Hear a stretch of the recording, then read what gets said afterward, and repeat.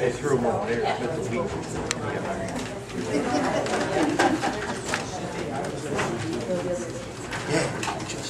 she just finished going on classes. She was in Home Depot 2 days ago. Bill and I were, So in September, she does a semester of student teaching, and then she graduates.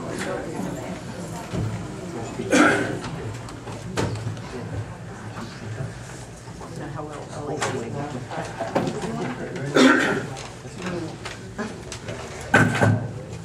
Adequate notice of this meeting was provided to the Cranford Chronicle, advertised on January 16, 2015. Notification was sent to the Star Ledger and promptly posted on the Municipal Public Bulletin Board and filed in the office of the Municipal Clerk, forming the public of common place according to the provisions of the Open Public Meeting Law, Chapter 231, PL 1975. Good evening, everyone. Good evening, Mayor. Borough Engineer Donald Boreal, and I apologize for my throat this evening. Sorry. Good evening, Mayor. Nothing to report. We haven't heard back from the DOT yet on the awarded contract, so things are trying to finish status quo. Actually, Don, we did get the letter. It's in your, it's going to be mailed to you on Friday, Okay. on Monday. So it was approved. Okay, I figured that. Better be. Any questions, Mr. Boreal? Yes, Don, one, on the road project, I have to admit I failed to look in detail. We do have the trees proposed as part of the overall roadway improvement. I believe so. You believe so? Yeah, I thought I had memorized it. I don't either. Can you double check and just make sure? Yeah, sure. I sent you an email this morning. If you get a chance, just send your response. You know I want to make sure they're there. Okay, thank you. Any others? Move on. Borough Attorney Robert Renato, please. Thank you, Mayor. Nothing really that I need to mention, other than that we are continuing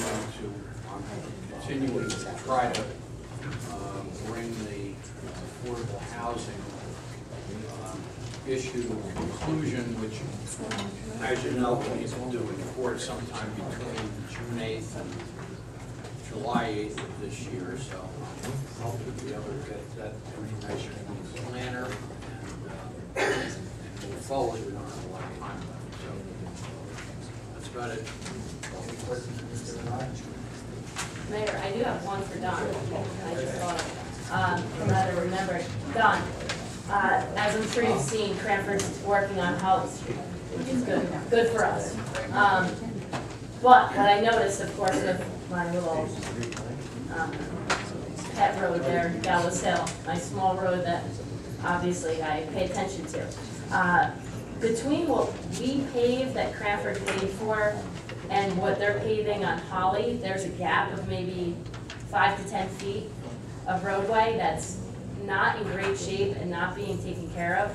And I'm just wondering, while they're there doing the work, if maybe you could call over tomorrow and just see what the thinking was behind that at least, and possibly what that means for us in the future, or what it means for Cranford in the future. Thank you. Anyone else? Now we'll continue on.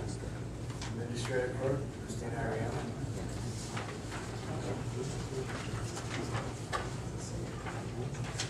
Okay, everybody got the letter to participate in the Cranford Memorial Day Parade. They called me today to find out if you will participate. Are you going to participate? Yes. Yes. Maybe somebody, is everyone? I am. I am. I actually cannot this year, first ever. I have a planned vacation. Yes.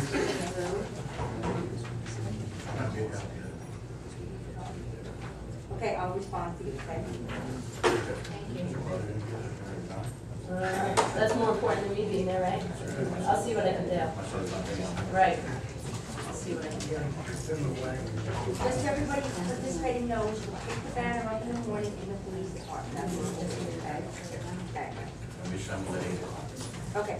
The other thing I have to bring up was that everybody got a copy of a letter from the county on the grant that they can support that has to be sent to them by Monday. It's called a Union County Infrastructure and Municipal Aid Grant Program for 2015. It's specific about what you can apply for. It's a dollar-for-dollar matching grant. So since we didn't have a council meeting, well, you had a council meeting, but I was at conference. I asked the mayor, I suggested to the mayor that I complete the grant for our streets and sidewalk project, that was a green care project that we started, that Don was in the process of coming up with the numbers for. So I did write a resolution, it's not on the agenda, for me to read off the agenda, authorizing me to submit this grant application for that. The problem is, it's a dollar for dollar thing, so you are doing this sidewalk work, so I figured why not, but anything else you might want to do, you have to come up with matching money. You already need your budget, so if anybody else wants me to try for anything else, you have to prioritize your applications. So it's $1.5 million. No, it's, wow, it's way more than that, is it? No, It's that's it. 1.5. It is 1.5. So for 21 municipalities, I don't think you're gonna get more than what I'm asking for one grant application, but you can ask for other things. You just have to prioritize. So I already prepared it for the sidewalk repair replacement tree program. Donald told me that he already inspected half of the list, and almost every tree that's affecting sidewalk, order your right, has to come down. It's going to be, you know, a significant amount of money, so having half the coverage would be really nice. Considering we talked about this during the budget process already, and we seem favorable to doing some kind of sidewalk program this year, I think it's great to hopefully take advantage of this new county grant, get our piece of the 1.5 million. Okay, so I have the resolution, I'll read that at the end, and then I did send you a memo on April 27th about the DOT. No, hang on, I'm sorry, no, I'm sorry. Any more Sticking comments? with the same subject, how much money are you thinking of requesting? Well, I'm gonna ask him for 150, and I'm gonna put in 150. And hopefully I'll get 100. Well, let's see what the grant comes back, and then we can discuss it. I think, Well, they, obviously, that's quite a substantial amount of money, but Right. Yeah, let's yeah. see what they say. Well, there's over 100 locations on the list, and that's just what I have on the list. I was also looking for anything else, so if we could address this problem, you know, one How much, degree by a bond. how much did we budget for? We didn't actually budget, because we're bonding for this. Okay. So what we're doing is Donald's gonna give you an idea. Right now he's out there saying square footage, like he'll count the slabs, and he'll come back and say, okay, you have this much square footage, it's about this much money. Okay. So then we'll bond for it. so we apply for that much money through this. I have to do it by Monday, that's the thing, is I kind of put the cart before the horse kind of, I don't have any choice. I have to, this has to be needed in by Monday, I'm gonna send it off before that. Well, I'm favorable By to Friday. applying, let's see what happens, and then let's discuss this at a future meeting. The other condition is this has to be completed by December 31st, all done, and this project will be. But we gotta move fast, we can't go slow. I mean, Mr. Mayor, I mean, I think the residents are very happy to get the sidewalks fixed. There are a number of spots in town that we're aware of that are potentially dangerous. So, you know, I'm certainly in favor of that, and I certainly want to, as Councilman Tedisco stated, you know, put in for our fair share to get something back. As Mr. Patterson always states, you know, from the county, they take enough money from us to begin with. Might as well put in for what Don figures, you know, half the amount would be, and we'll see what we get awarded, and we'll go from there. So I'm in favor of it, too. Any other You always comments? ask for more, Right. because everyone's gonna cut it, whatever you ask for. Well, let's hope they won't. So does Well, anybody let's think that see. we're asking for too much? Well, let me say this, I spoke to the Fanwood mayor this evening, and they're asking for the same thing and the same amount. So it sounds like it's fair. So we sound like we're in the right ballpark? That's what it sounds like right now. So to follow up that, I sent you guys a memo on April 27th about the DOT road project, that we, it's time for us to bond for this, and this is, when we bond for, this is like the work that you just awarded a job, you bonded for that last year. So my memo kind of covers that. What I thought would be better though, because you're not in really any pressing hurry with this, is let's see what happens with this and we can bond it together. Does that sound okay with everybody? So I'll just Save on bonding costs. yeah, I'll just follow up Advertising. with you once I get more information on this. Sure. Then we can bond these two jobs together. Yeah, okay, that's all. Any further comments on that? Now we'll continue on. Any unfinished business for the council? Any new business? Comments or matters for discussion from members of council? Councilman Martin. Nothing there. Councilman Matthew. Thanks, Mayor. I just wanted to mention that I stopped on the cul-de-sac, I think it was Spruce, down by the athletic field on the opposite side of the playground. And whatever the barrier was that was put up there, the sign, seems to be working for the residents. So they're actually very happy about that. They said it's almost totally eliminated the problem of people coming down that street. So that's actually worked out very well. That is Spruce Street. And on the same thing, just a question on the rec center. Do we have any other, how much revenue are we generating from it now? And how, do we have anything additionally done? I think it was $10,000 for those two entities? For 2 rentals right now. That's what we have, 10,000. Do we have signed agreements for those? Yes. I Those are believe so, signed? right? Those two agencies paid us through the regular application process. They didn't get special agreement, they had paid the full. So they completed the application, they paid. Yeah, it's just like they filled out a regular application, they paid the money straight up. Okay, so there's no signed agreement or anything like that, or just a general? It's not a special agreement. Not a special, It's just not a a special. regular application form that's on the website, filled it out, received the money, they paid it based on the hours, the way we, no special conditions. And they paid it, one of them was a little over 6,000, one was close to 4. Right, because I just had a couple of people ask me how much revenue is the field generating, so if they answered that question as of now, it would be about $10,000. According to DEP, Green Acres guidelines, it was set up in a special account and it's sitting there. $10,000 in the special account, that can be spent on the athletic. Yes, capital improvements, maintenance costs, operating costs, that's what it's supposed to spend. All right, I think that's all I have, man. Thank you. Mayor, so you followed up on what Jim just stated about the recreation complex. I know originally we learned that Google Maps was sending everybody down New Street. You were going to make contact to have them sent down Oak so they can get over to the parking lot. Has that been successful? The rec took care of that on their own, They took care of this. So that has been completed? as far as I know. Great. On the website, for example, it gives you a GPS address. Other towns do the same thing, just so that it's more accurate for people coming from out of town. Right. Thank you. Just one other comment though too. The barrier is at the end of Myrtle on the 100 block.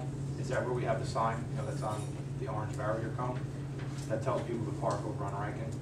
Yes, there's some directional signage. Okay, yeah, because the other day when it rained really hard, I happened to be down there and the sign kind of got a little mushed up, so I Okay, want we'll to take care change of that, put some plastic covers in. Anything else on that topic? Councilman Pedroselli? Thank you, Mayor.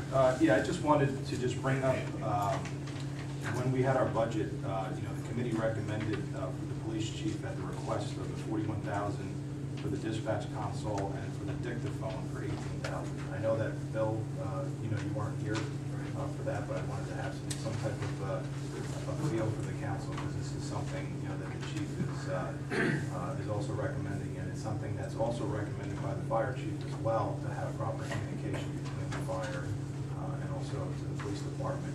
So I think that, we need to have an open discussion. I think it's something that really needs to get done. Sure, thank you, Councilman. No, I did read what was submitted, and you recognize how we depend upon the police and that console for so much in this municipality. I'm in favor. For the residents, it does involve bonding. I believe both items together about $59,000.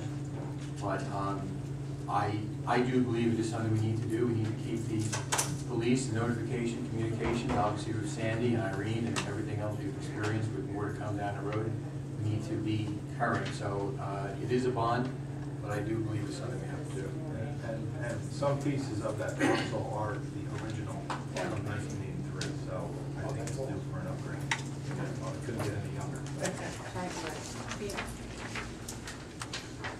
As I recall it at the last special budget meeting, when the council president wasn't there, the rest of us agreed. So I don't know if we need to hash the whole thing out again. No, I don't I think mean, so. I'm in We did favor, great. for all the reasons just mentioned. We already talked about it, and we were all in favor of it. So does that mean at the next council meeting, we would introduce the bond ordinance then? I think we should. No, this one's gonna be by itself, because we don't do equipment with. Okay, just wanted to make sure. Yeah, because They're different useful lives, and it's really on its own. You know- Directly prayer upon them. Yeah, and not only that, I mean, I don't want to wait too much longer, because the chief has made his recommendation. Once before, so. Right. Let's start getting this going fast. So that would be a recommendation from the finance committee with that? So you'll prepare that, Tina? Yes. Wonderful. Anything else, Councilman? I know it's. Councilwoman Tarantino. Thank you, Mayor. So at the last meeting, we had discussed the residential permanent parking ordinance, and we talked about sending letters to all the residents involved, and we did do that, and about 1,200 letters went out. And I believe that's why we have a full room today. So just to let you know, and just to also educate the public, in case they're not aware, normally when we introduce an ordinance, we have 2 meetings. It goes up for first reading, for introduction, and then second reading. And the second reading is usually where the public gets to speak on the ordinance, and usually by then it's too late. If there's some suggestions that come from the public and council wants to make changes on the ordinance based on the suggestions, then we have to go back and change the ordinance and redo both meetings, the introduction and the public hearing again. So being that this ordinance is such a big one and affects so many people, we decided to notify the public, everyone involved, before it was put up for introduction, in case good suggestions that the committee didn't think of were brought to our attention, and we wanted to make suggestions and edits to it, and we did that before it was even brought up for introduction. So that's why everyone was notified ahead of time, and it hasn't even, maybe it'll go back to committee, not even be brought to introduction next meeting. I'm thinking from feedback that we've already received, Mayor, it may come back to committee. Because from letters and emails we've received, about maybe 12, and there have been some good suggestions and some things that I think the committee needs to look at. And from the full room, we may also see some comments and concerns that the committee might need to, sure. Just to clarify, it is not on the agenda tonight. No, it's not on the Just to agenda. clarify that. We did that on purpose because we wanted to hear from everyone. So we'll take everyone's comments and concerns into consideration, and I'm thinking that it should be brought back to committee just from the few emails and letters that we already received. But just to put some concerns at ease, the teachers parking, we know that the Board of Ed needs about 50 spots for staff and teachers and everyone involved, and I believe that the current parking lot holds 30, so they would need about 20, although I was told 4 people on the north side walk, so they really need about 16. We are currently working with the first aid squad to acquire that parking lot, since they're using it very minimally, to hopefully fit all the teachers in there. We're working with the chief to find out how many spots we can get in the first aid squad. I don't think we're going to fit all 16, but we are not going to leave the teachers out of this. I mean, we're not going to say you don't fit, you're not a resident of the area, so you're, go find somewhere else to park. We're going to work with Board of Ed to make sure everyone has a spot. And also a concern was raised by a letter that we received also from the postmaster, that they have 3 people that currently park on the street because they don't want to use their parking lot. They like to leave their parking lot for customers. So their employees are parking on the street right now, and that would leave them with nowhere to park. So that's going to have to go back to committee and see what we can do about the post office employees. And a few other concerns were raised, mostly about how to acquire visitor passes and what the process will be about that. And permits, if the way that the ordinance was written, I will say right now that the way the ordinance went out to the public, it said that you would get 3 permits, and if you needed a 4th, you had to prove that there was a hardship in order to get the 4th permit. I believe, and we have to go back to committee, that line needed to be removed because, as Councilman Petrozelli, that was also on the committee, and I spoke, I don't believe that was supposed to be in there. If you have 4 cars on your street, you should just get 4 permits without having to prove a hardship in parking. So if that was anyone's concern on here, let me just let you know that that should not have been in there. And that's all. Do you have anything to add about that? No, I think that covers it. Thank you. I know your committee has put a lot of time and effort in that. It's been all orchestrated. And hopefully this evening you'll get some positive thoughts. And we did actually, some of the emails that we did and letters that we did get were in favor. Some people were saying it's about time, and they were, in favor of the ordinance, and we're happy to see that we were putting it forward. And just so everybody knows, after we go through the committee reports, it'll be time for the audience to step forward and speak on their own behalf. So just hold on for a few more minutes and we'll get there. Okay, any comments? Councilman Valentino? Hearing none, Councilwoman Tedesco. Thank you, Mayor. I do have one item. I just wanted to update the council on the bill that's been introduced by the Assembly called the Transparency Tax Act. I brought up a couple meetings ago.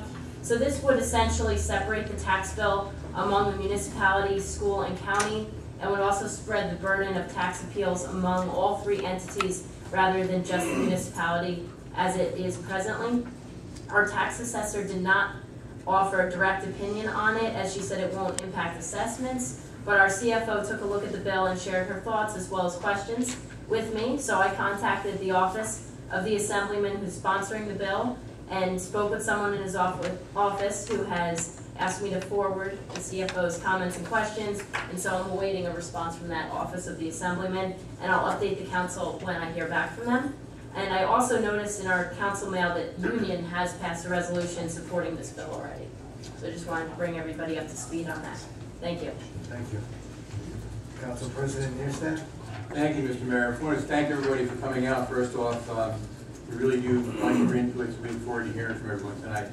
The only item I wish to advise everyone of is to remind everyone that the planning board will hold this public hearing on the Anita redevelopment study for the DeSalle and Petro properties here on South Avenue at 7:30 p.m. in this room on Wednesday, May 27th. This is the first step in the redevelopment process, and we look forward to hearing from everyone, hearing the study, and hearing your comments. So if anybody is interested in that redevelopment, come Wednesday, May 27th in this room. And that's it, Mr. Mayor. Thank you. At this time, is there anyone in the audience that wishes to address the mayor and council? Please step to the microphone, sign in, state your full name and address. Please limit your comments to 3 minutes.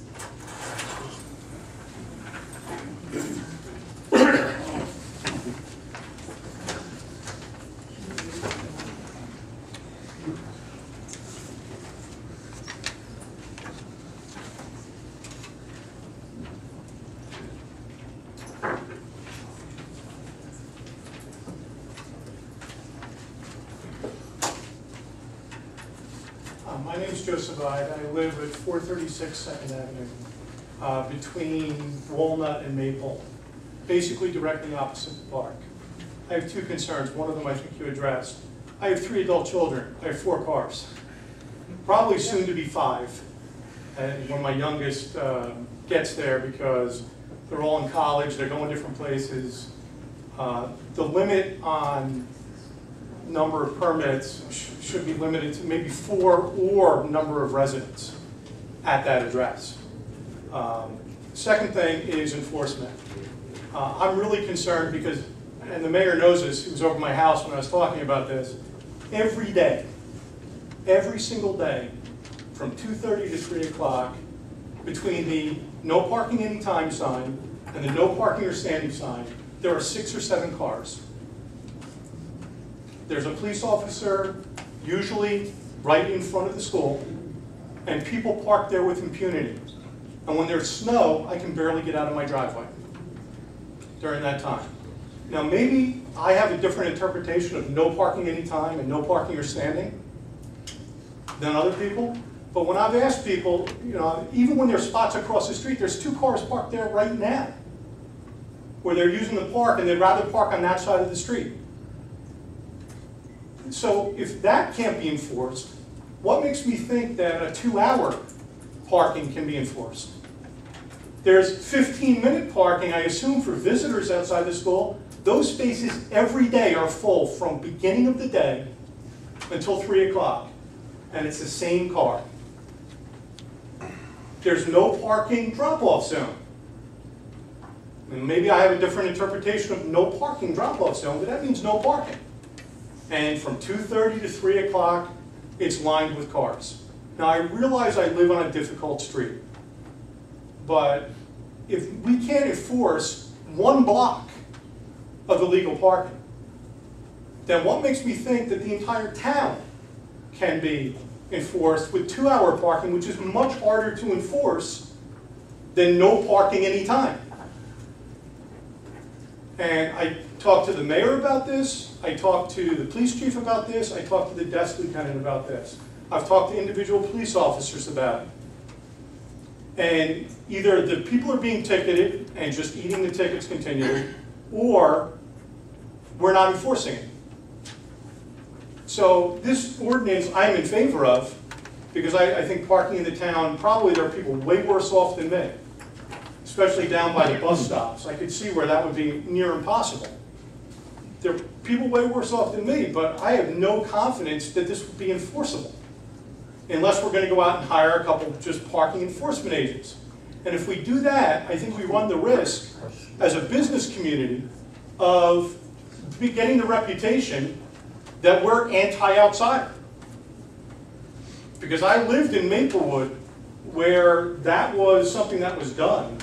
It was, you know, kind of an exclusive community, and they had these sorts of permit parking things, and people didn't go to shop there. Now, I don't know how many people in the room love going to Westfield because of the parking. Or Summit. But I don't want Garwood to get that reputation. There's a lot of businesses along North and South Avenue that I'd be really concerned will go out of business. Because people, once you get that reputation, I'm concerned. So those are the concerns I have. My major concern, though, is enforcement. I just don't see this ordinance being enforced unless you have dedicated, you know, parking enforcement officers. Excuse me, sir, what block exactly did you say that one? I live between Maple, I live on the same side as the school, 3 doors down toward Maple, between Walnut and Maple. You know, if you want to, I've hosted the mayor, any of you want to come to my house between 2:30 and 3 o'clock, you know, give me a call, I'll write my phone number on there, give me a call, and we can enjoy the illegally parked cars together. The mayor's seen it, he came over. The one thing that did get fixed was the bus that was idling directly across the street from my house, billowing gouts of smoke, was moved. So that made it impossible. I couldn't get out of my driveway when that bus was there. And, you know, just the rudeness of the people, you know, I had people block my driveway. I said, could you please let me out? They'll say, I'm only going to be a minute, I'm going to get my kids. Thanks. You know, that doesn't help me. But, you know, maybe, the one other suggestion, maybe we could just paint the curb yellow there. That might stop some of it. That curb is white across the street, no parking anytime. I'll spring for the yellow paint. Tell me what color to get. All right, thank you. Thank you. Thank you for your comments, and I can address your first concern, like I had said. We are not looking to hurt the residents of the actual street by limiting your parking permits. So I had, this ordinance is looking to do is to remove commuters that are parking there all day for free right now. And what I didn't mention actually is that we are giving them somewhere to go. We're not just kicking commuters out and saying you have nowhere to go. We do have commuter parking now. We have 36 spots in the Burger King parking lot and 5 spots at Kennedy Plaza. So, we are just... You're addressing it. That's fine. Like I said, my concern is parking enforcement as it stands now. I don't know if the chief would like to speak to the enforcement issue. We've spoken about it before. Okay. Okay, thank you. And basically, this thing is going through growing pains, and it's going to change, and as you suggested, I think was an excellent suggestion, that we probably going to wind up back in committee. Right.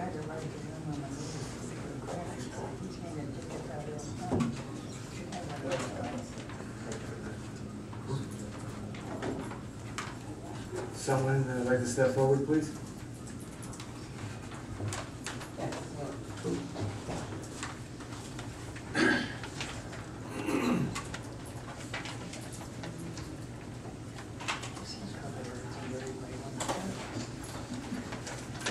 Rick McCormick, 101 Fourth Avenue, Garwood. I'm not here to address this parking. What I'm here to address is speed. So 4th and Oak, since the traffic light was put up across from Quick Check, the new mall where CVS, we have become a shortcut to get to Gallows Hill. So thank God I don't have children, but I do have grandchildren. I think 45-50 on rush hour down that street is a little too much. So again, let's beat up on a chief a little bit tonight. Sorry, what's that? Speaking over here. Rush hour, Uh-huh. down my street, 4th and Oak, shortcut to Gallows Hill. It's a total, like, you guys can make some profit there, just with the radar trap undercover. It's ridiculous. It's not good for children, it's not good for somebody walking their dog. And with an attitude like mine, I'm getting ready to throw things, and that's not gonna be good either. You didn't hear that, chief. Understood. We're not in the business to make profit. No, no. We'll get the trailer over there, we'll get the. That's what I want to say. Second thing is, this is a tough one for me, but I want to make an announcement to it. Pros and cons with this athletic field. I don't get to come here all the time. I wish I could. Wish I had more time to sit there and do what you people are doing now. But I don't have that. That's my issue. But what I'm going to say is opening day at that athletic field, I thought it was awesome. I thought it was a great thing for Garwood, and I hope it goes forward. And if there's any little quirks, I know we'll work them out. So I want to give Garwood a heads up for making our community a little bit better. Thank you very much. Thank you very much.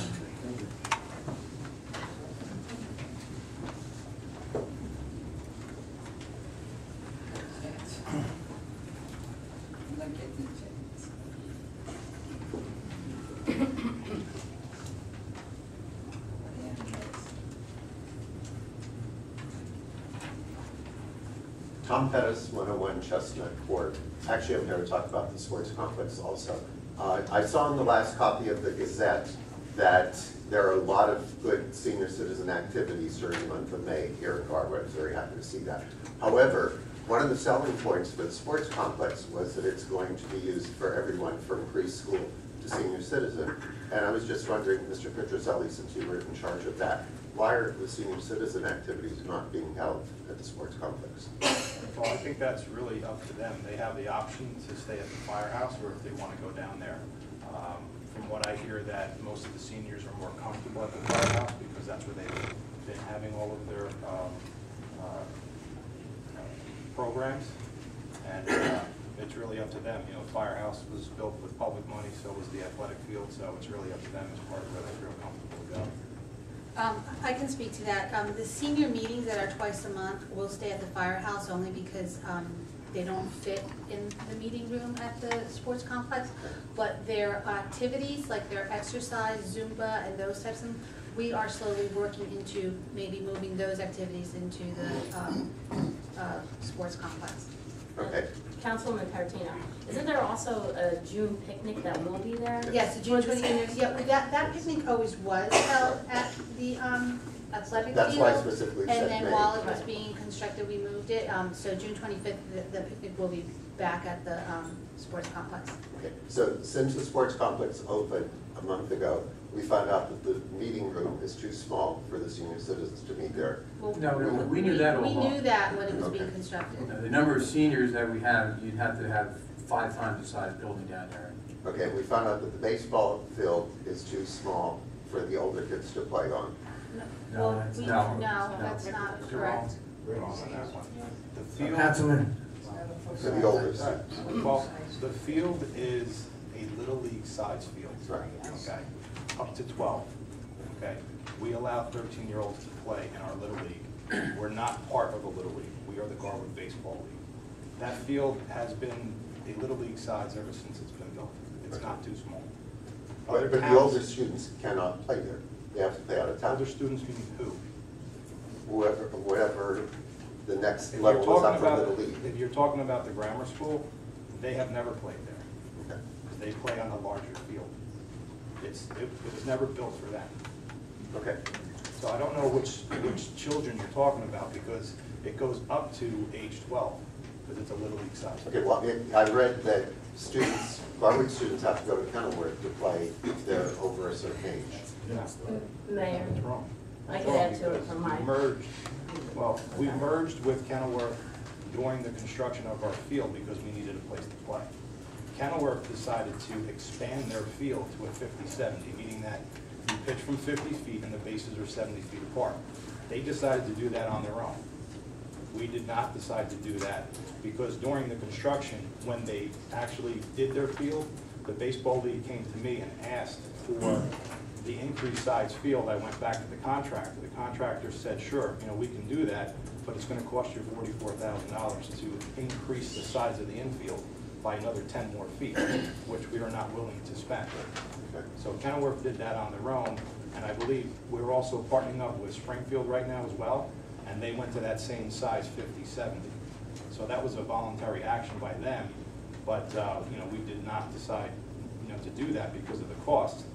And as far as the Little League size field that it is, there's other towns like Clark, Cranford, Rosa Park, they all have that same size field that we've always had. So it's a matter of who we decided to team up with during the construction of our field, and then they made the change on theirs. They asked us to change ours, but we weren't about to spend $44,000 to do that.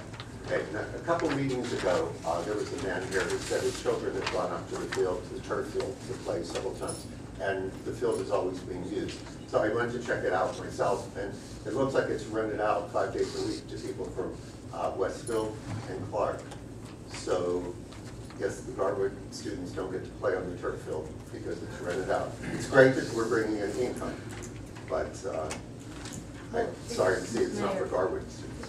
If you'd like me to address that, it's from Recreation.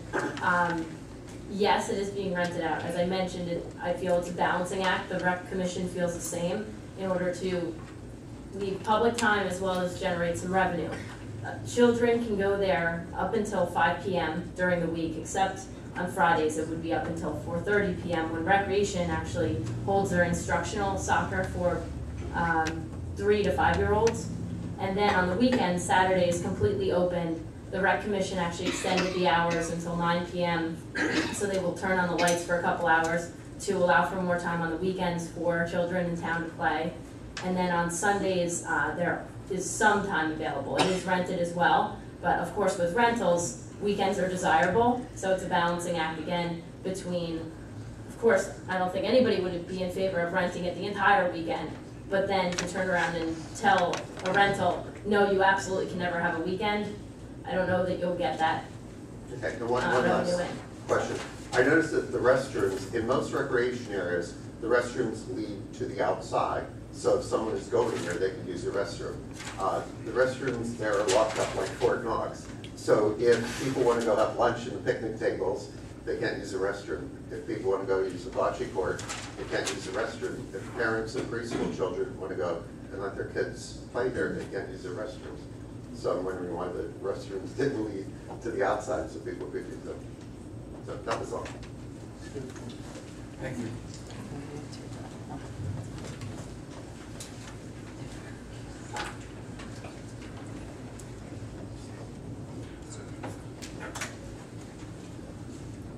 Hi, my name is James Surgeon. I own Surgeon's Elite School of Gymnastics.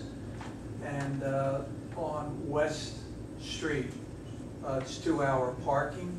And I would like to keep it as 2-hour parking if possible. Not on Willow, but on West Street. And right now it's 2 hours, and I would like it to stay 2 hours. I believe is West Street one of the ones that falls in the ordinance of, yes, so if you're a resident, you get a permit, but if you're not a resident, there's 2-hour parking that, for non-residents. Well, from what I understood, from 9 to 3. Right. You're not allowed, you would not be allowed to park. You can park there for 2 hours. Oh, if you okay. don't have a permit. Oh, all right. That's So part on of the Willow ordinance. too then? Right. All right, so that's good. Yes. All right, thanks. So your parents picking up are fine? Yeah. Yes. Thank you.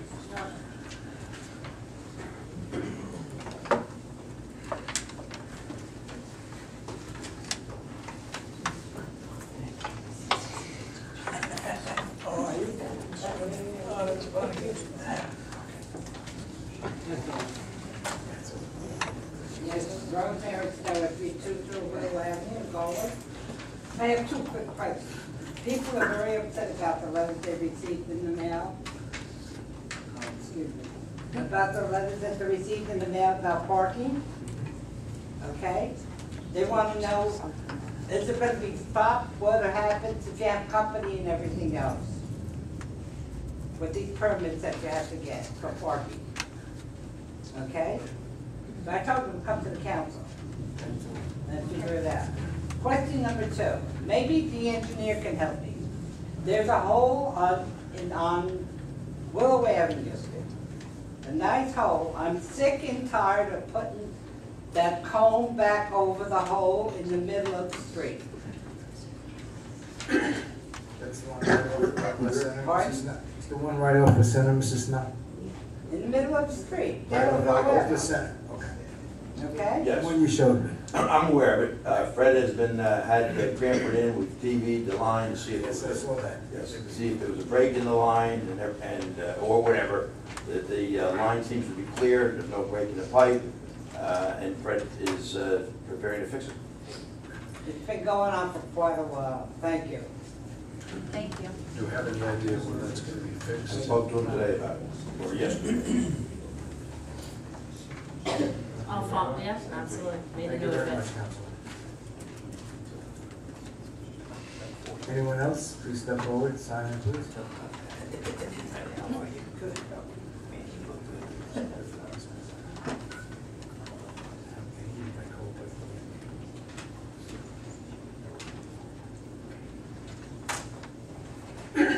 Evening. My name is John Lees, 229 3rd Avenue, Garwood. I have a couple questions on parking. One is, I have a two-family, so I have tenants. So will they be allowed to be, like for their owner, they would get the 3 parking permits to park on the street? Yes. Okay. Second of all, the senior citizens that are up the street from me, I've heard a lot of rumors about that. There's 80 units and there's only 40 parking places. Are they all gonna be allowed to have their 3 parking places too, like the residents do, since they have units? What is the status on that? That's actually, Mr. Mayor, that's actually a very good question. I know there's been a lot of concerns raised about parking, so kind of seniors. Maybe I can address that before we get into the actual parking permit. So many development projects in my head, I forget the exact numbers. Do you remember the exact numbers of parking? 72 units or? 71 units parking on 40. It's 40 spaces for 72. 41, but one's for the superintendent. Right, so it's 40 so I appreciate all that. So it's 40 parking spaces for 72 units.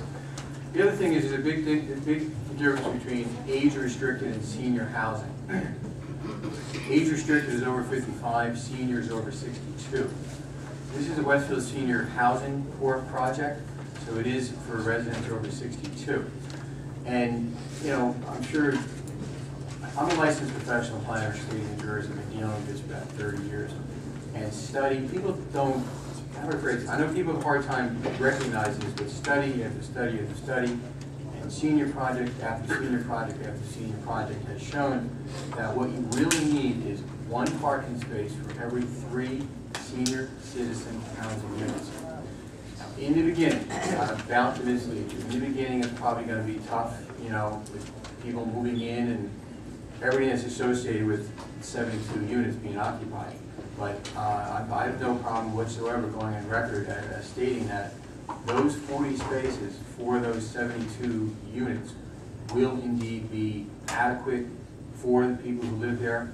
I encourage everyone, you know, I live over in Hickory, so I go over to when I used to be in shape, I used to go running, would go through the senior citizen housing complex over there. The number of spaces that is vacant is probably more than the spaces that are occupied. So I really do believe, I have utmost professional faith and experience that those 40 spaces will be enough for the 72 units. But I think it's a very good question about the actual senior parking. I don't think we should, but I'm not on the committee.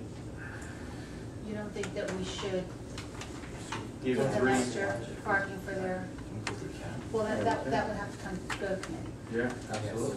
My other question, what Wouldn't they about have to people? have 3 cars? In order to get a permit, you have to come to my office with your registration and prove that you have a car. You can't just live there That's not, that Right. doesn't get you a permit.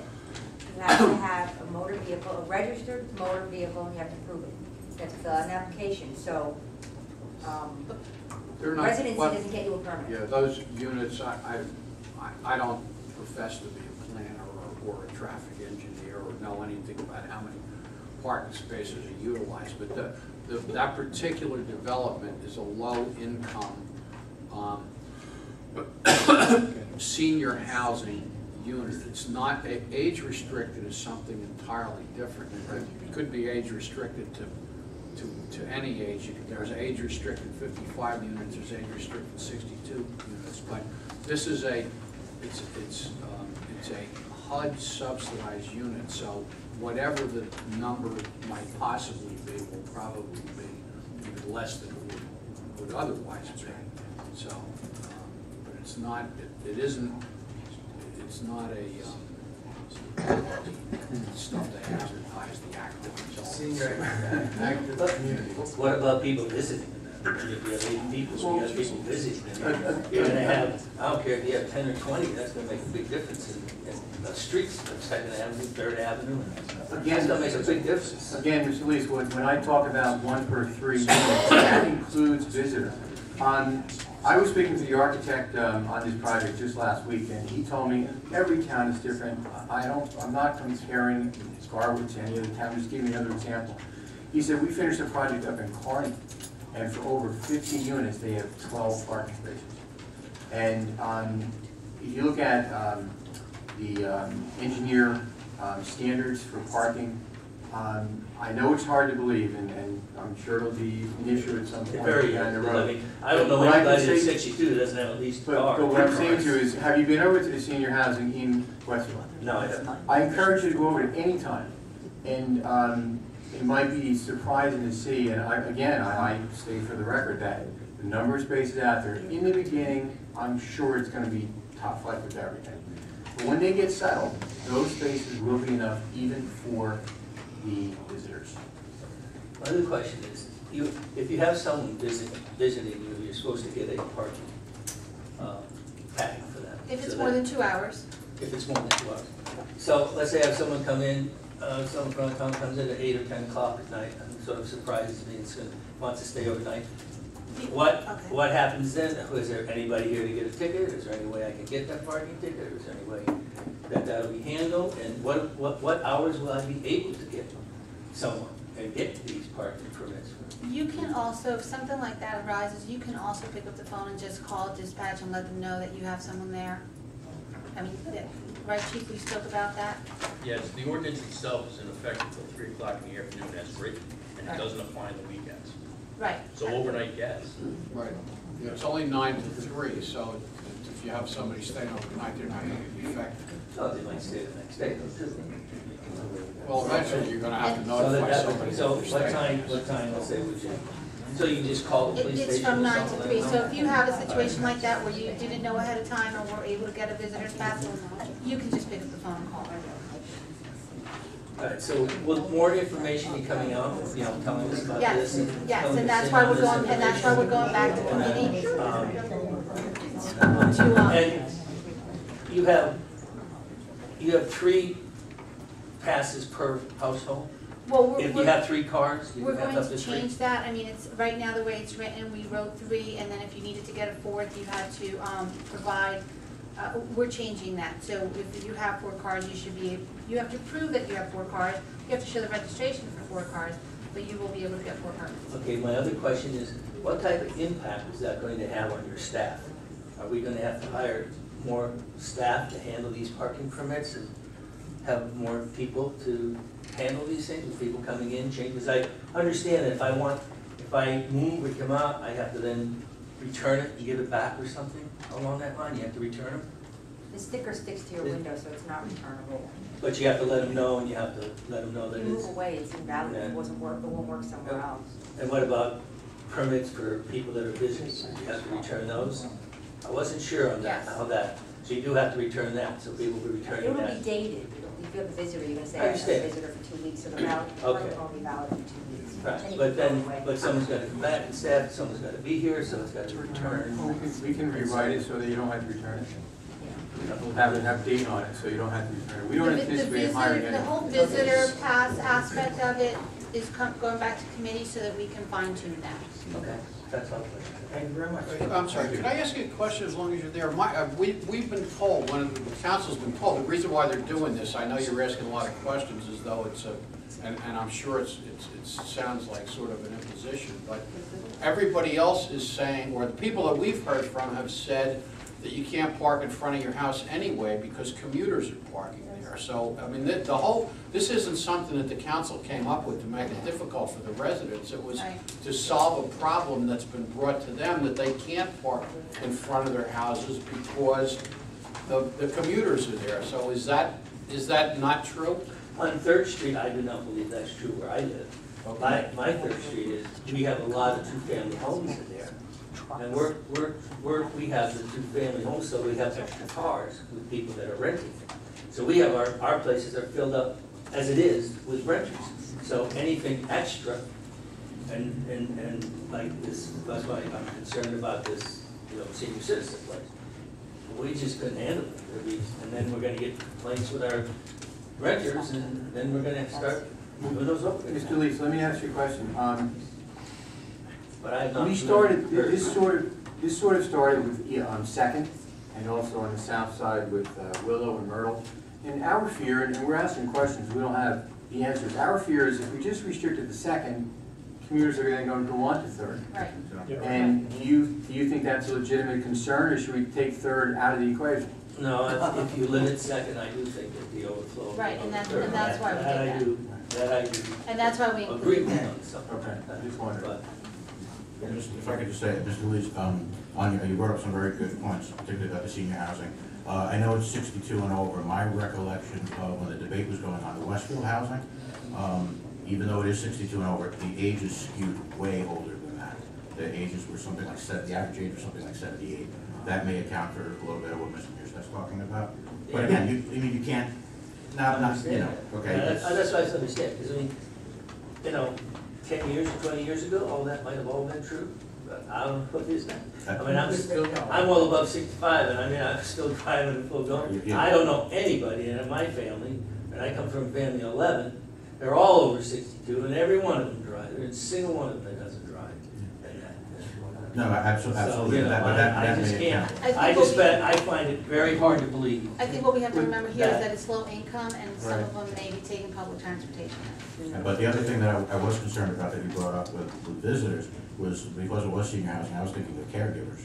If people are having caregivers come, part-time nurses, full-time caregivers, children or relatives who come to care for the elderly during the day, that could really kind of mushroom things out. So the age skewing much older kind of cuts both ways. You may not personally drive a car, but you may also have the assistance of relatives and people you hire to go ahead and help you. So that could also add a burden. I think bottom line is, we're hoping, and the statistics do, I think, I have no reason to doubt what you said, Mr. Newstead, but it's kind of, you don't know. Well, was there any type of alternative plan in case this happens? Is there any type of plan to take care of it? No, because when you sit at a planning board meeting, you have a number of experts. The borough has our experts, they had theirs. And basically, you look at what's called IT, Institute of Traffic Engineers, you go through their numbers, and they are based on hundreds, if not thousands, of similar examples. And Mr. Rafferty just made some very excellent points, and, quote unquote, the aging process, it's all changed. And, we didn't have assisted living, for instance, 40 years ago. I'm very happy that you're continuing to drive. Neither of my parents can drive anymore.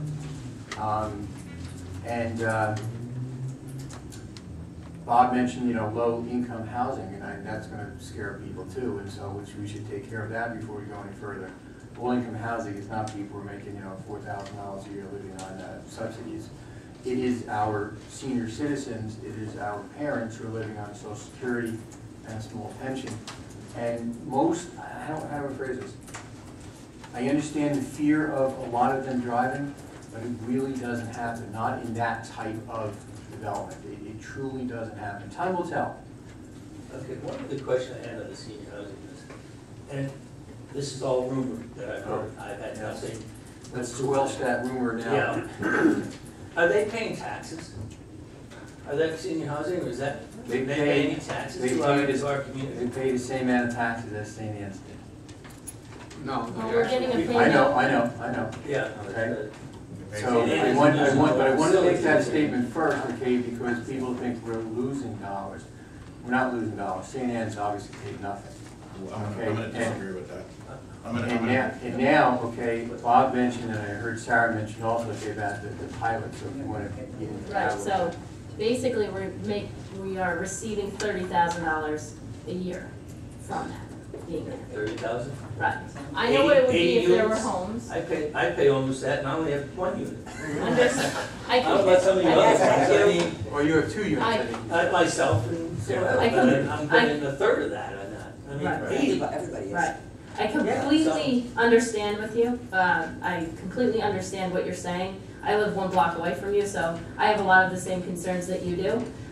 With that property though, being that it's now low-income senior housing, it is helping us with our COA obligation. So there is a benefit, not financial, but, or actually could be potentially financial. But basically the state, and Council President Niersek could get into this better than I could, but the state dictates how many affordable units a town needs to have.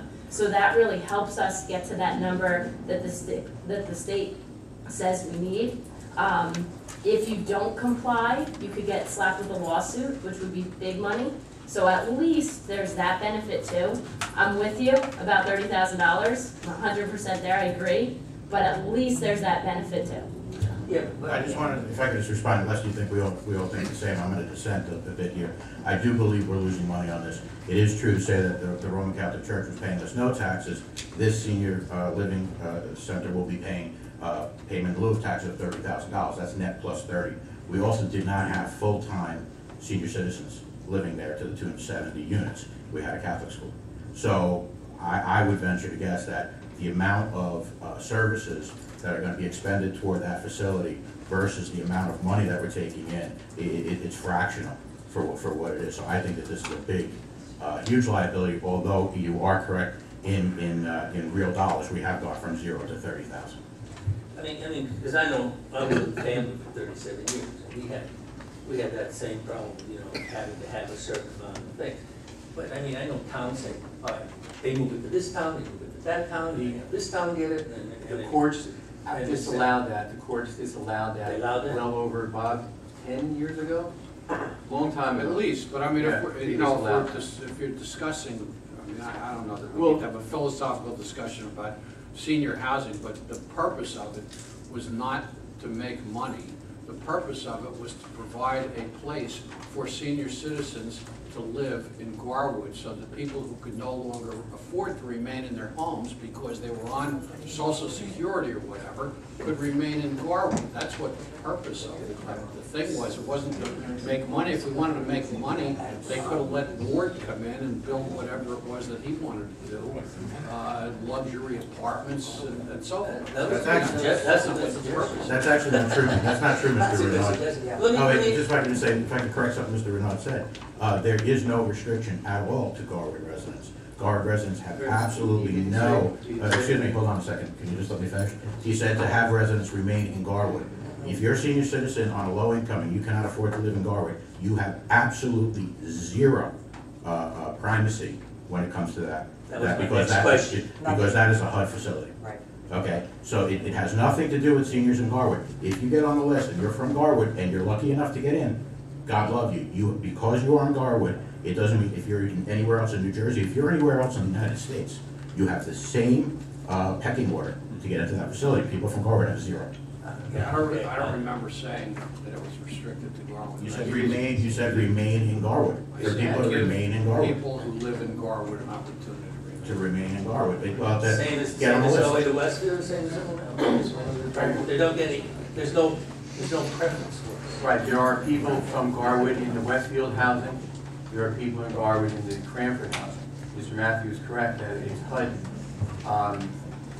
We all pay for it. It's federal dollars. So because it's federal dollars, anyone in the United States could put in and get into, as Mr. Matthews said, a pecking order. You go through income levels and everything else. But Mr. Renaud is correct. I do want to restate what he said, the whole purpose of that was to provide a type of housing that we don't have here in Garwood, or we did not have here in Garwood. So we are trying to provide for our residents to provide senior housing, however they fit into that pecking order, but we will provide a type of housing that people who could not afford to live in their single-family home could have a place to move. Thank you. There's that. Excuse me. Just a point of clarification. On the parking situation as, relative to this, this senior housing, the last time we talked about this, I was under the impression there was a lot of parking on premises. Are we talking about the on-street parking situation, the impact, or just what they have in their lot? Just off-street parking. Okay. Thank you very much. Thank you. Anyone else, please step forward.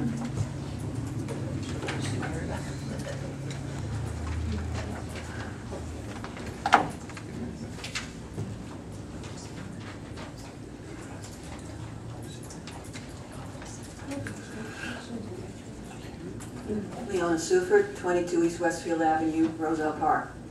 I'm one of the over 62 lucky ones who, through the lottery, managed to get into that senior housing. Okay?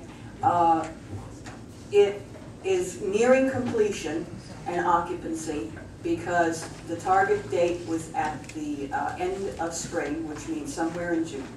So I am also concerned about parking because I drive, I have a car, and when I was called in for my interview to establish that I was eligible, they took my license, my registration, and they said nothing about, maybe you can't have your car there or you have an assigned spot. They said nothing. I read on the website, their website, that there were only going to be, 41 or 42 spaces?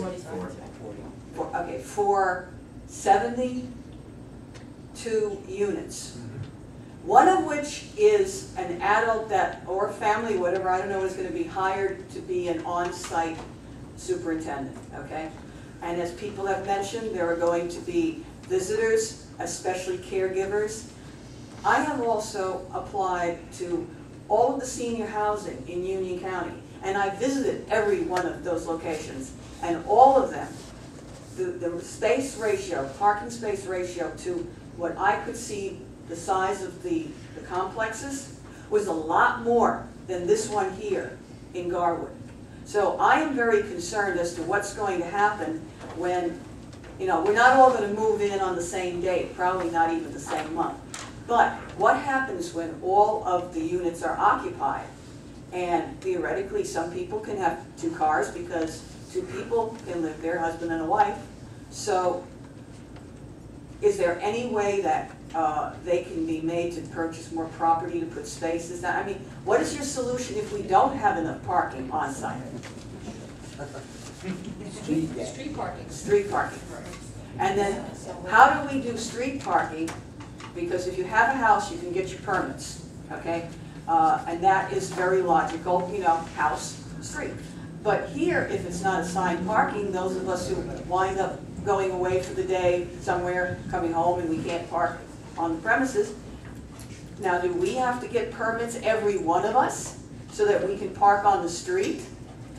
That's something that we have to go back to the committee. We don't know right now how that would work. If 40 people have a permit to park on site in that building and the other 30, whatever it would be, don't have a permit, we have to decide if we would give those people then a permit to park on the street. That still has to go back to committee. And also, no one from Garwood had any preference because it was a lottery. And fortunately, I won the lottery. Well, Thank you very much. Anyone else, please step forward.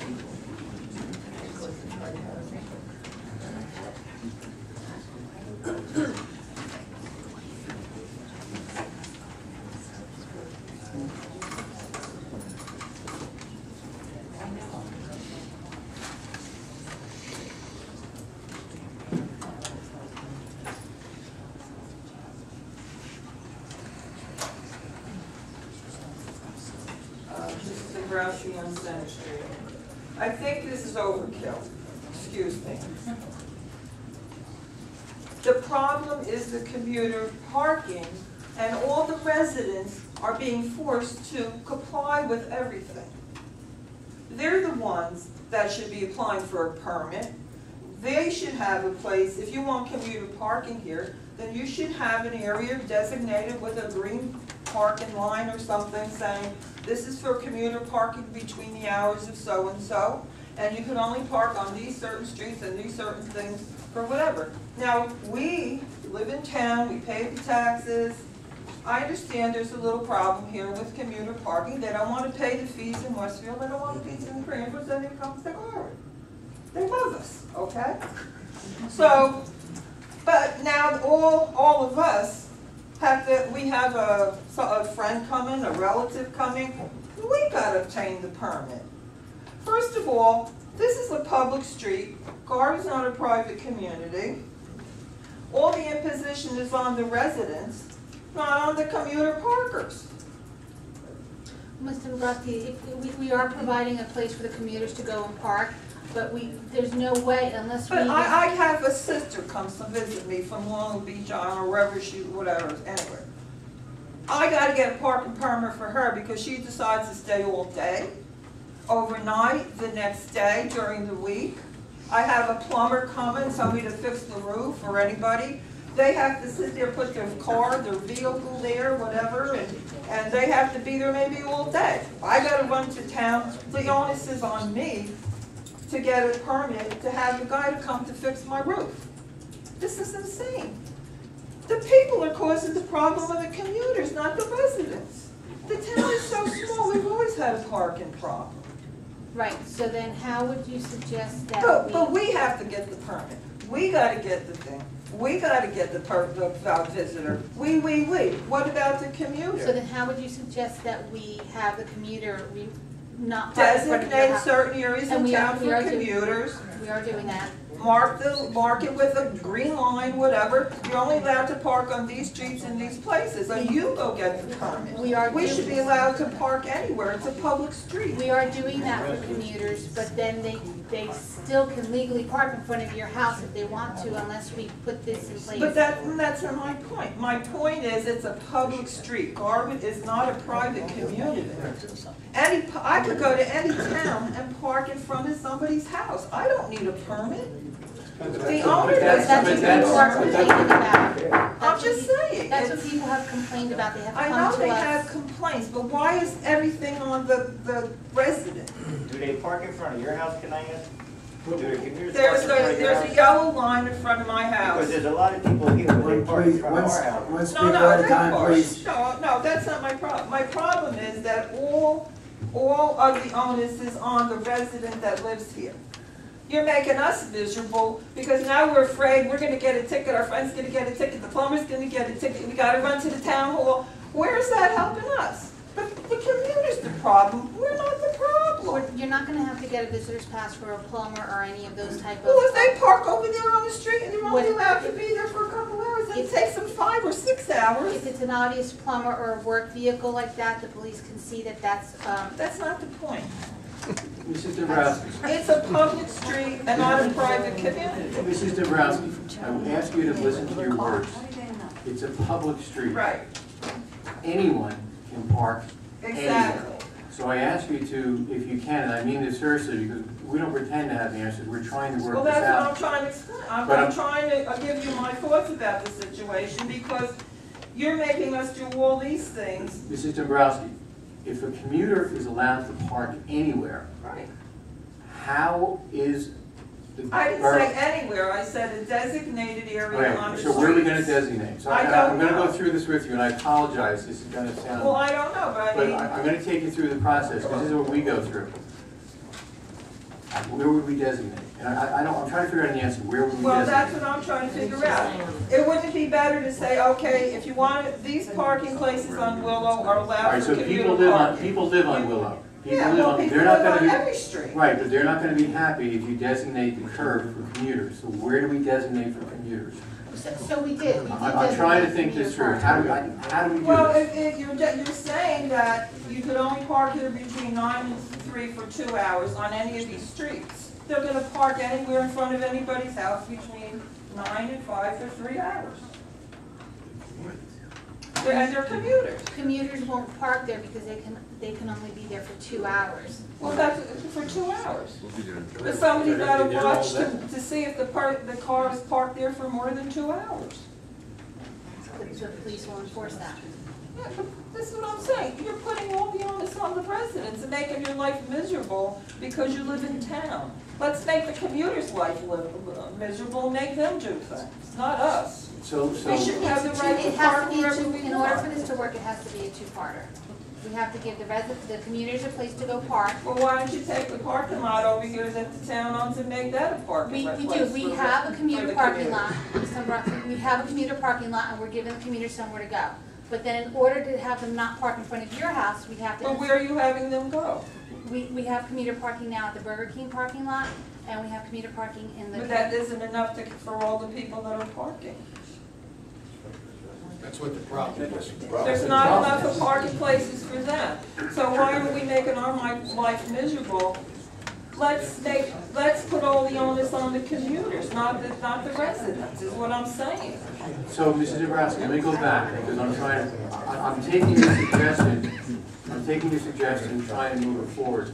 So if we take Willow, Yeah, and you All right, say, and we- okay, you may have to pick a couple spots on every street, so we'll all have to give up a couple of spots somewhere to allow them to park there. They have to get a permit, and that's where they park. You mark the line, this is commuter parking, so that's it. And all the rest of the play is for the residents, their guests, the plumber, the electrician, and Well, the whoever. plumber, And how do you electrician, enforce- let's- And how do you enforce that then, if we don't put this ordinance in place, that then in front of your house is only for residents? But what law in New Jersey says I have a right to park in front of my house? I don't own None. the street. The None. town doesn't own the street either. So then a commuter can also park there, even if we give them, what you're saying, another place to go. Even if we say, this is commuter parking, he can still park in front of your house. Yeah, but this is why it doesn't make sense, the whole thing. all right, so Mrs. Dabrowski, let's go back, because I want to follow this, because you have some interesting thoughts there. So if we take portions of Willow, portions of Spruce, portions of Myrtle, Yeah, and we, just a few spots, so Understood. they're not gonna take the whole street. no, I understood, but you've already said that the Yeah. 38 that we have isn't gonna be enough. No, of course it And is. so let's just say there's 40. So if we take, I guess, intersections or corners, Spruce, Myrtle, Willow, and the north side, we'll take second, third, and Yeah, like going a down. few So if we were to places. take, I shouldn't use the word take, if we were to, Provide. if we were to paint, Put 'em there. if we were to paint, You got it. paint the curb, Yeah, paint it green, whatever, my favorite color, purple. and we say that that's only for commuters. Right. Now, if a person, let's take Mr. Lease happens to live there, he has two-family house, 3 people, each of the residents have Well, a you car. probably wouldn't put it in front of his house because he's got all those people. I'm Well, just- you can't But pick yeah. and choose, you can't pick and choose. So let's not stick there. We're all gonna be inconvenienced a little bit, and now we're being inconvenienced a lot. So you're recommending then that we reduce the amount of areas affected. Within those reduced areas, we specifically state that these areas are solely for commuters. Right. If the And let them residents, get a permit to park there. if the residents who. We're doing Allow that. it. If the hang on. We're doing what she's. Oh, I know that, I know We're doing that, I read it, I know. And if they park So- someplace else, then, and they're a commuter, and they park someplace, and they park there all day to go to work. And if they park someplace else, then they get the ticket. And the resident who lives there. Who can't park If in front somebody of. parked on the side of my house, which they do now, or wherever on the street, a couple of them there, I wouldn't care. Well, you have one car. There are some people, I don't know how many cars. But anyway, if they took 2 or 3 parking places, it's not gonna make that much difference. They have at least a place to park, and they won't be taking the whole street in front of everybody's house. I think as we Some said people before. think, understand that some people apparently think that it's more trouble than it's worth, and some people Yes. think it's a good idea. And that we could stay here for the rest of the And I- night. No, no, I And understand, you aren't but gonna the change interesting- I mean, anybody's you idea. have a church, they have a funeral. The people come to the funeral, They park on all the streets. As we said before, this Everywhere. process is not perfect. The committee is willing to bring it back to their committee meeting. Yeah, I think the And onus we should will- be on the excuse me, commuter, not please. And they will do so, and I think you brought up some good points, and I think at this point, if you have any summary to mention, I think we should carry on to the next person. Thank you. Thank you. Mr. Patterson, hi. Would you Oh, like wait, to this, step yeah, forward? there's pros and cons. Here.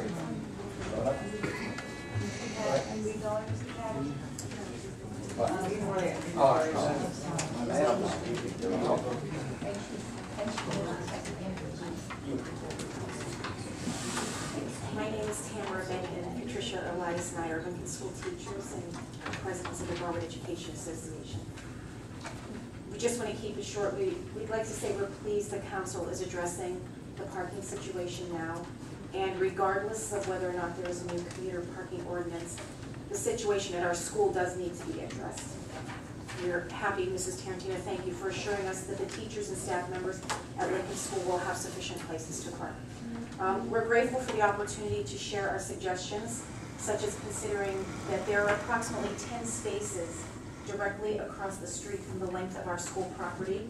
Only 2 of the 10 are in front of a residence. So one suggestion is perhaps if the borough were to spray lines and post signs from the corner of Walnut to the end of Hartman Park, which has kind of been off limits for parking for quite a long while now, stating that these 15 to 16 spaces are reserved only on days school is in session. At least our school problem on 2nd Avenue would be solved. Lincoln School is an important part of the community, and we know it's important to the council members and the citizens who are here as well. We ask you if you would help the school staff with the difficulty we have faced for years. Some of our members travel a great distance, nearly an hour every day. I come from out of the county, and there are several other people who have long commutes, and parking is an issue that we have faced. I have faced for nearly 25 years. We acknowledge the opportunity that you provided this evening for our input, and we are willing to offer more suggestions. And contact us, please ask if you would like any more of our input regarding the Lincoln School situation. Thank We you. thank you for hearing us. Thank you very much. Thank you. Thank you, Ms. Meg. Let me ask you a question. How many, I'll say, total employees are at the school during the day? Teachers, principal, yeah, how many? 50. And has that been pretty constant over the years? Yes. I would say for the last 8 years, yes, we want, thank you, Mr. Patterson, ever since, we do not use Washington School anymore, we do that. Has there been an increase in part-time employees versus full-time to jack up the number of employees at the school? No, but I will tell you that there are more, special education students that are back in district, and that has added to the paraprofessional population. So that's exactly, maybe I didn't use the right term, saying part-time, but that's what I meant, that there are, so anyway, bottom line is you think 50 is the number? I counted, 50 is the number. All right, because I don't want to mislead anyone in, you know, I mean, I'm just gonna make this up, right? This is hypothetical.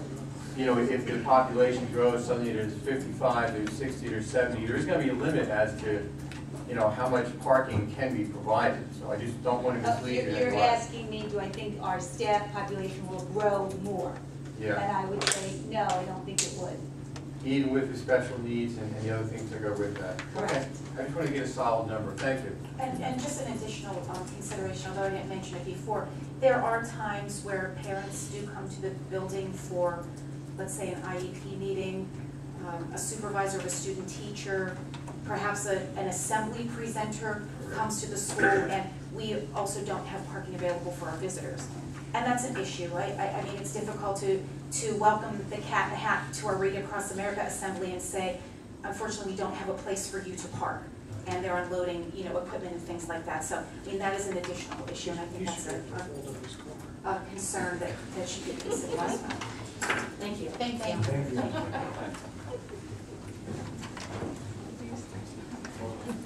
I'll get you started talking to me. Thank you, Dr. Britt. You want to sign it, please? Yes.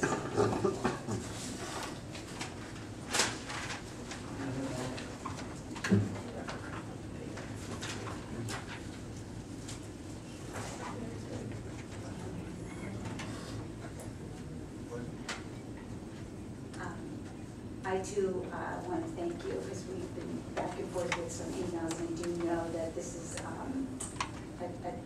hard decision to make, and I like what you said. You didn't come up with this, people came to you because it's been a problem. And I will tell you, yes, we closed Washington School, and we're all now in Lincoln, but years ago, we did not have all the commuters parking where they park now. And I know that there's a waiting list to get parking in Westfield and Cranford. And I have gone so far as to ask our custodians that come in at 6 o'clock in the morning, can you just park in the front so that we could get those spots? And those commuters are there before 6 o'clock in the morning. So we have tried to use the front of Lincoln School, and it hasn't worked. But I do appreciate you trying to work it out, and I know it is very difficult. I do have a suggestion, though. I have 2-hour parking in front of my house in Scotch Plains, and we did have to register our cars, but they actually gave us 2 laminated visitor parking passes. So it's not that I have to have my visitor go and register, I just swap it out. So that's how they solved that problem for people that were upset about visitors coming. Thank you. Just a suggestion. Okay. Thank you. So, Thank you.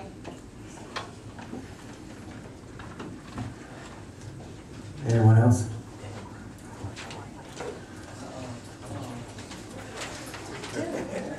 I'll sign it. Good evening, Mayor and Council, Mr. Patterson, 325 Willow Avenue, one of the impacted parking streets. Just to mention a couple of things, I'm listening to people, I do understand, it's the commuters that, are creating the hardship on the residents. The funny part, the commuters aren't even sitting here, it's all on residents. Yeah, that's true. The funny part. They don't get to have a say. But anyway, one thing is, our economy right now is in the doldrums. So I mean, if we ever do have an economic pickup, this situation could actually get worse. So I just want to point that out. Also, the seed inspection over the first aid squad, you may have to consider that somehow. They have, what is that, Wednesday? Wednesday and Thursday. We are taking that into consideration. Okay, all right. And just a couple suggestions that Dr. Q took it. About give each house 2 passes, little color cards, that would be best. It sounds like it was a workable situation over in Scotch Plains. And possibly, just thinking outside the box a little bit. For a couple of blocks around the main areas, maybe offer a tax break, 3 to 5% for the homes, and they would offer their spots in front of the house. You could paint the curb green for the commuters. So maybe that would have some residents jump at that, get a tax break and say, okay, I'm gonna complain. I think they're gonna jump more than that. For 25%, it's done. 25%. No, 5%, well, you try, you say 5%, but this is a suggestion taken under it. Further out, maybe 3%, and, because there may be a constitutionality involved. So, and way out, 0.5%, down where Bill is, maybe not. I have no problem parking. I'm just saying, that's a reasonable suggestion. And I'm just wondering if Casals, obviously there's been a lot of rumors going on about the Casal parking lot next to the firehouse. I mean, it seems like, Darwood is going to, I don't know if purchase, but, be given the property. I don't know if it's purchasing or giving or whatever the give and take is. But I mean, I'd like to know maybe the status of that, if somebody could explain what that's about. The status really hasn't changed in the sense of the borough doing anything. Just so everyone knows, the study area for the need of redevelopment study is everything from on the north side of South Avenue, from Center Street all the way down to the end of the Petro property. And on the south side, it's the entire block here to our west from the firehouse over. It includes the bank, it includes the one house that's there. So all that is what is being looked at. On the 27th, we'll have the need of redevelopment study to see if those properties satisfy the statutory criteria necessary. Then at that point, you start looking at a plan. So I don't want anyone to think there's a plan, there's no plan. And I don't think it takes as long as you read a little bit about what's going on, you recognize that part of this whole issue here tonight comes across from the fact that all the all the municipalities along the Raton Valley line, and a number of the ones up in the Morris-Essex line are becoming what we call transit villages, and they're trying to promote, increased density downtown. So parking is certainly going to be an issue with any development that does come in. The borough, and that was why the borough, 5 council members here, did reserve the right in the study that if we are of the opinion that there is a public need for parking, and Bob, I ask you to correct me if I say my words wrong, that we do have that eminent domain ability to purchase some of that property at the going rate for commuter parking.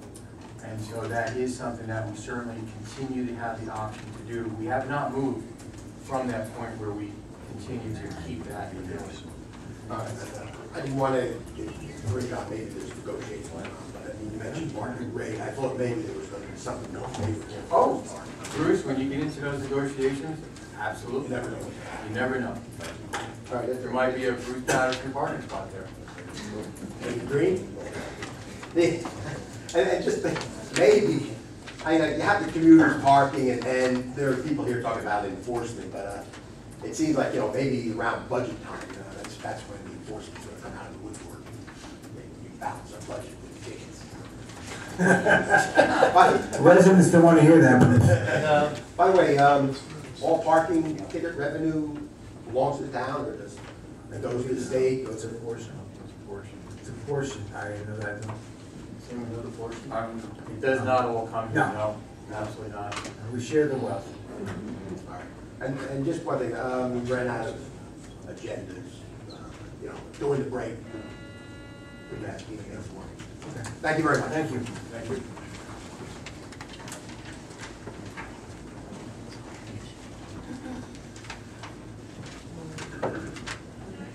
Anyone else at this time?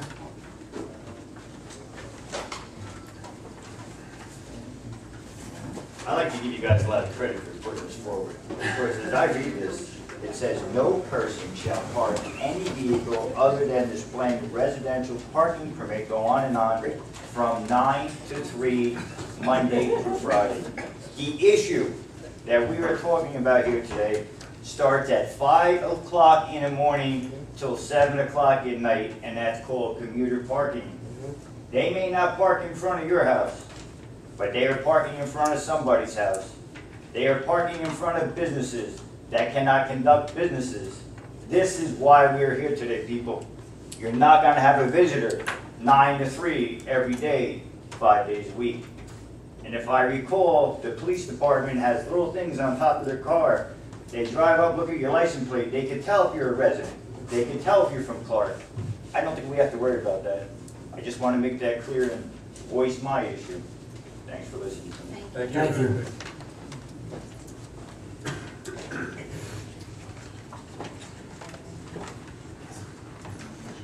Anyone else? Well, before I ask for an adjournment, I want to thank everybody for coming out this evening. I think we had a lot of positive input to the committee. And I know the committee, as they suggested at the beginning, they will be looking at all these points of interest, and hopefully we'll be coming out with a new version. Agreed. Okay? Yeah, I'm gonna reconvene, take all the comments. I just wanna let you all know I wrote down every concern that everyone made, and we will take it back to committee. Thank you. At this point, I motion to adjourn. Motion moved. Second. All in favor? Aye.